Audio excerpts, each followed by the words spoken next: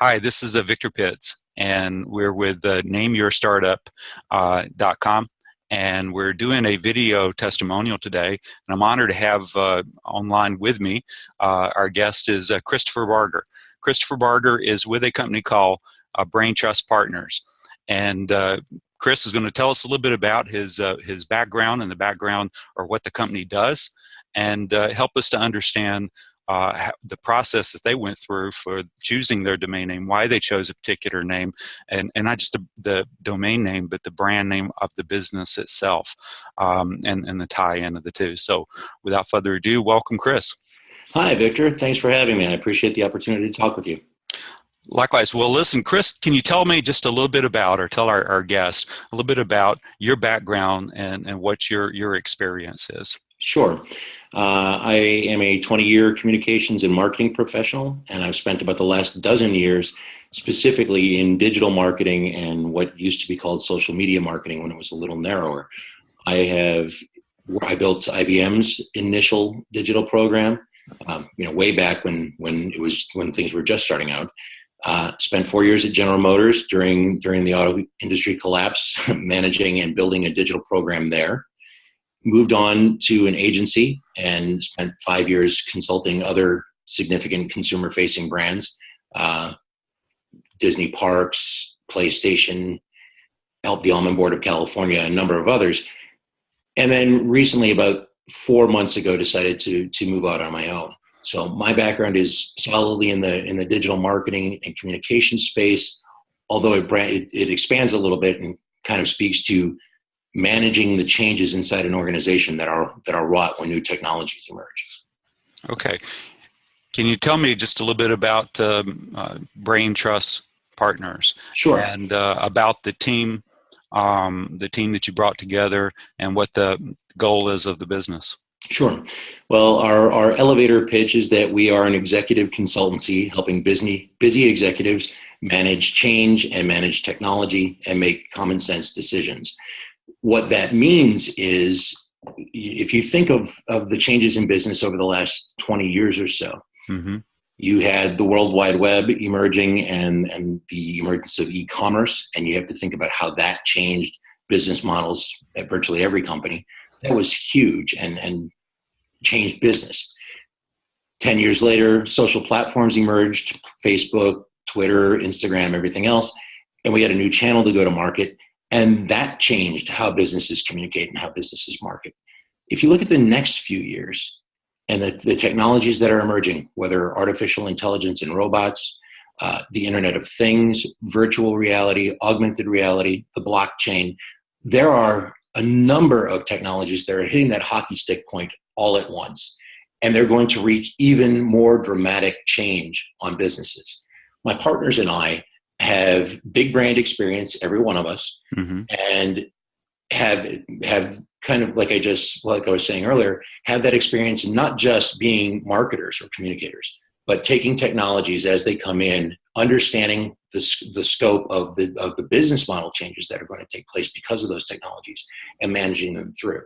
So what we aim to do is work with an executive who knows their business very well, but might not have the time to really understand all the technologies that are coming, partner up or leverage the knowledge and the connections we have within the technology industry, where the technologists are really brilliant people but might not have a foot in business strategy, mm-hmm. kind of blend those two and help executives manage the technological change with an eye toward their business strategy, and help the technologists understand where their opportunities are. Well, we can explain sort of, this is what we can help you explain as a technology platform. This is what your clients are going to get or your customers are going to get as a result of implementing what you do. So it's sort of a technology change management across marketing, across employee structures, across customer service, across all aspects of business. Well, I mean, as you described, there's going to be significant changes in the future, as we've already seen, but even in an accelerated rate. So businesses have enough of a job to do in understanding their organization, their products, their customers, and without and there's hardly any time left over for understanding how this technology is going to fit into the things. So I could certainly see the value of working with an organization with the expertise such as yours. So tell me a little bit about the team that you guys have organized at BrainTrust.Partners. Sure. Well, there's myself. The other four founding partners. Our CEO is Scott Monty, who for 6 years managed all digital programs at Ford Motor Company. So he was my counterpart and friendly rival while I was at General Motors. We have Frank Eliason, who has a long history. If you know anything about digital marketing, he's been winning awards for about a decade now. He was at Comcast and founded Comcast Cares, was the first one to do customer service over Twitter. He then moved on to Citibank and managed their digital and customer experience, and was working with Zeno Group, and an agency that did the same kind of thing within the financial and tech worlds. We have Tim Hayden, who is a former EVP at Edelman, built that organization's mobile practice, and most recently was the chief marketing officer at Signal Labs. He's got more technology knowledge and understanding than in his little finger than I have in my entire brain. Really, really smart guy.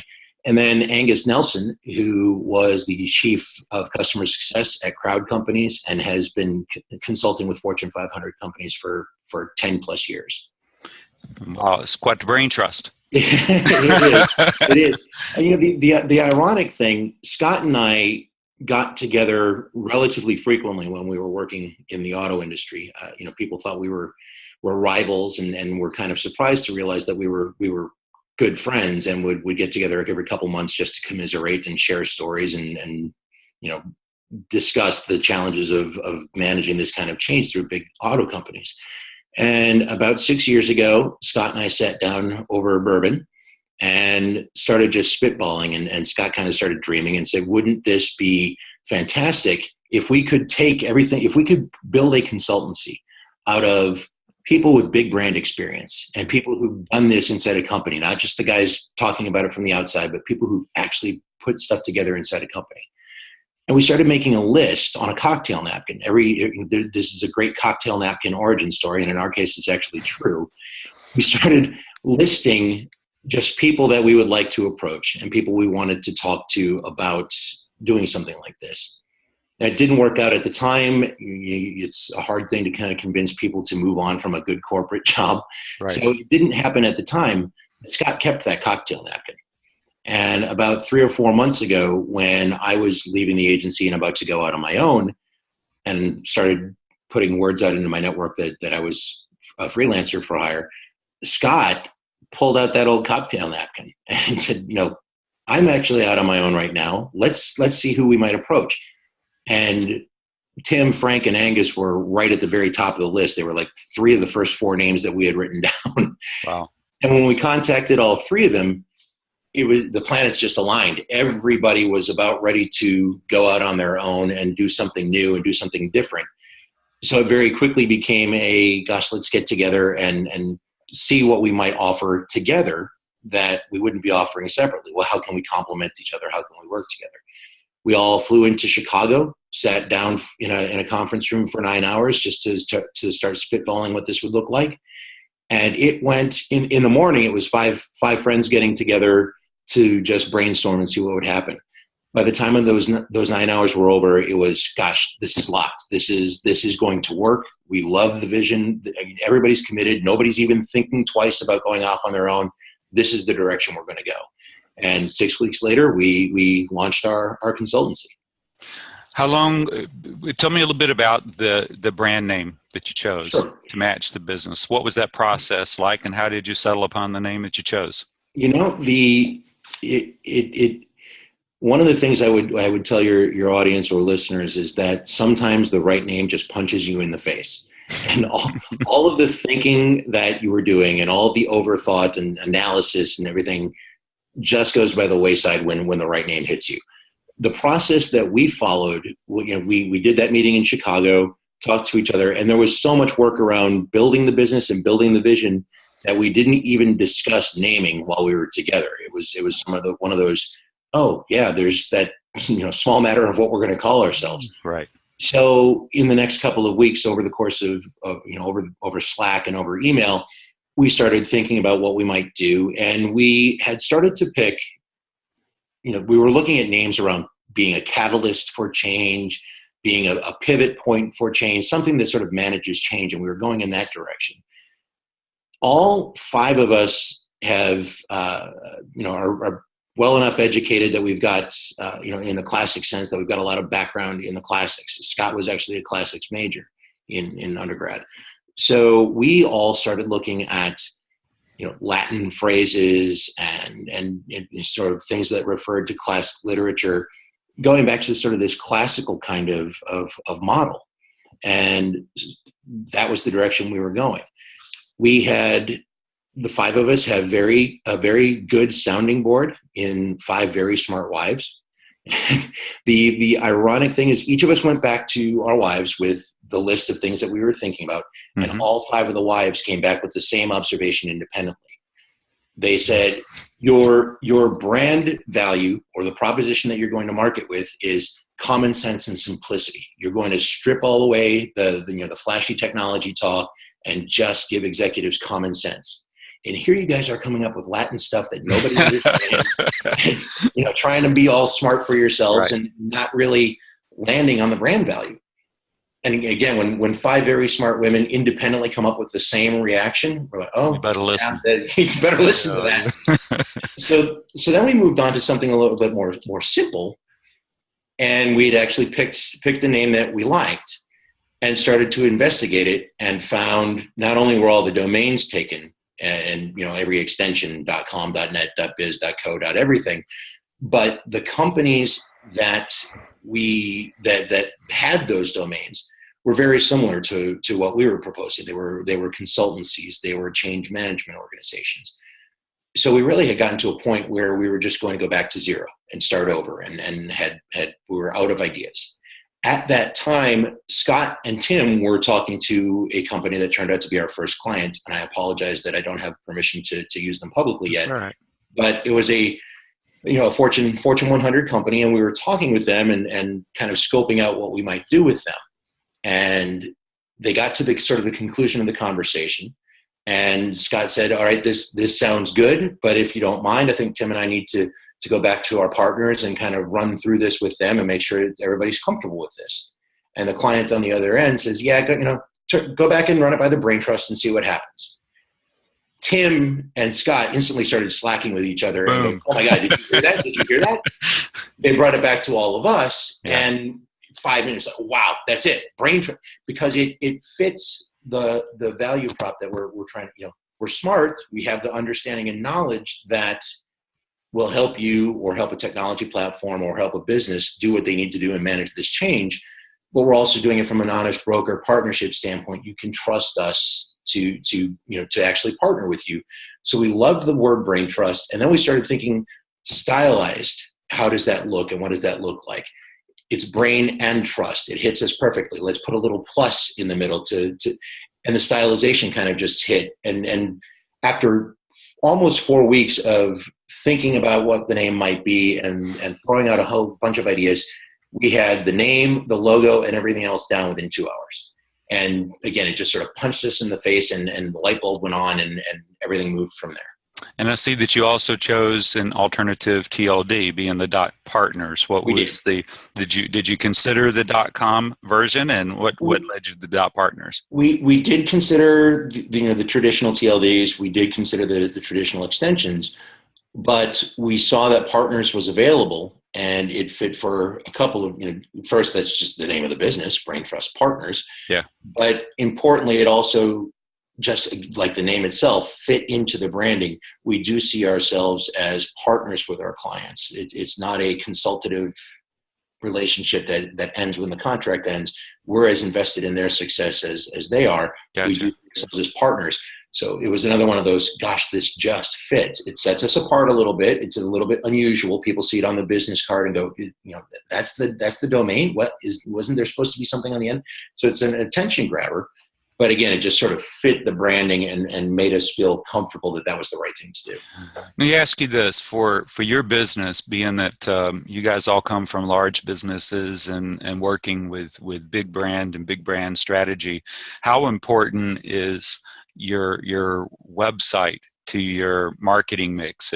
Are you more of a direct relationship kind of sales and marketing, or are you dependent upon the search engines for your traffic?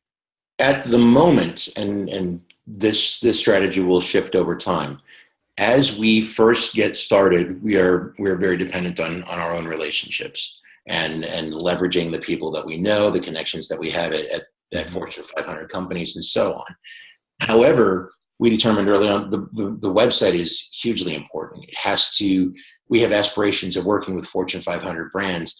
The website has to look like we're capable of that. We can't look like we cobbled something together on our own and threw something up on WordPress and just hoped it worked.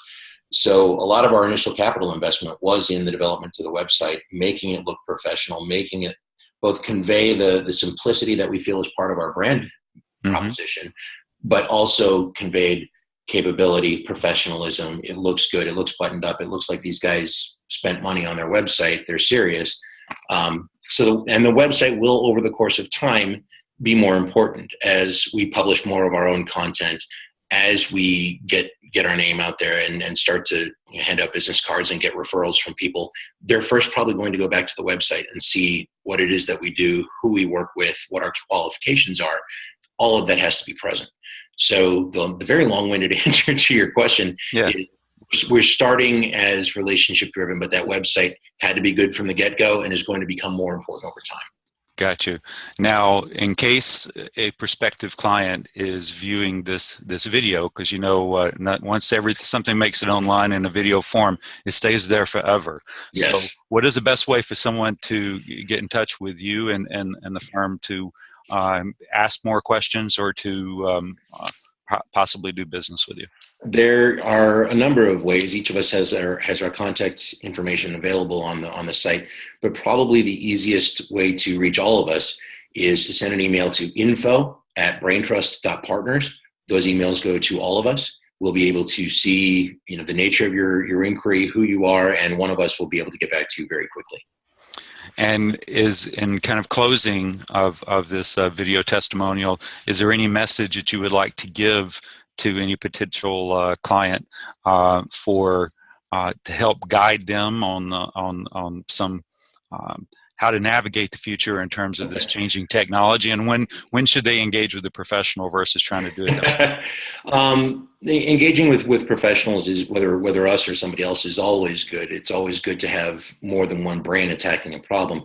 But the message I would send is that the technology changes that are coming, and I mentioned some of the technologies that are going to drive that, are so much bigger than purely marketing or purely communications. They will change every aspect of your business, from customer service to employee relations and employee structures and how your employees work for you, to marketing and communications, all the way down to business strategy and legal things. You probably have not, as a business, really grasped or thought about the scope of the change that's coming. It's huge. Your business will be very different in 5 years than it is right now. And you need to begin thinking about it. We can help you do that. We can help you manage some of those changes more effectively. Excellent. Well, Chris, thank you so much for your time. You've been very generous with both the time and the information.